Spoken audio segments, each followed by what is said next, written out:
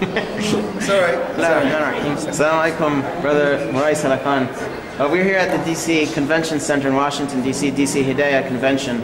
It's June 22nd, which also coincides with Islamic Leadership Institute of America third annual anniversary.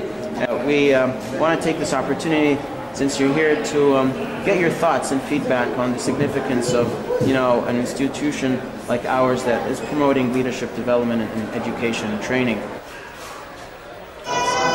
Sometimes the quote comes to mind of one of the respected thinkers from back in the 1960s, Frantz Fanon.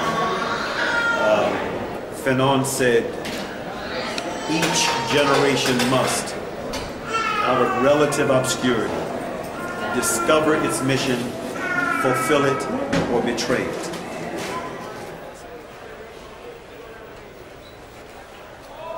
A lot of us college students look back and think of our high school or middle school years and, wish that we had had more involvement in the community, more places to turn to, in these difficult years. And I think ILIA is an organization that is really there to support your child and to help them, guide them through these years.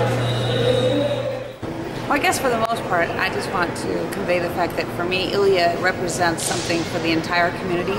And what I mean by that is that a lot of the programs are specifically geared for youth, perhaps, and my own youth benefit from that a lot. But at the same time, there's been programs that as an adult I've been able to attend and other adult friends have been able to attend and benefit from. And in turn, ILIA tends to turn around and give back to the community in certain ways with some of their various programs where they help out the needy or they help out just individuals that have come to them in need. And for me, that's like an all-inclusive concept, that it's not just we're only here for one particular thing.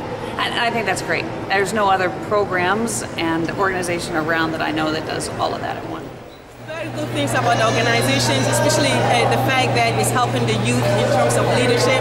Just, leadership is really hard to achieve, especially when you have youth walking around and they don't know the ability to develop what is good in them. And I see, ILIA doing that to bring the natural instinct or the innate of what, the youth and the ability, what they can do. That's a really good thing, ILIA was started to transform our communities from a state of being reactive to a state of being proactive in order to transform the world around us. ILIA offers classes, offers so many different opportunities for people to improve themselves, and definitely something that, in my opinion, is not something that can be done quite by masjids. So it being an establishment, an organization, is something that's very important and very needed in the community. So that's my kind of view on ILIA and why it's very important and why it's unique.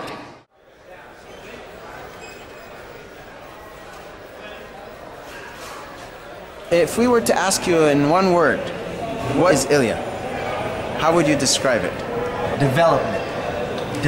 I think it develops, a platform and, a mold that if you follow it, of course following Islamic principles, then we need leaders and we need to nurture leaders.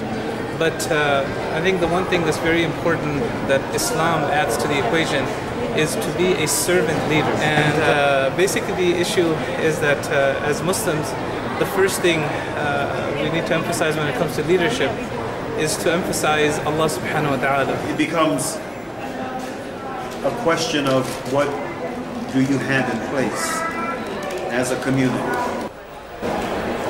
in order to foster the kind of healthy, positive, constructive Islamic growth for young people. And so, with that being said, we need institutions, and we certainly need an organization, an institution like the Islamic Leadership Institute of America that is dedicated to fostering that kind of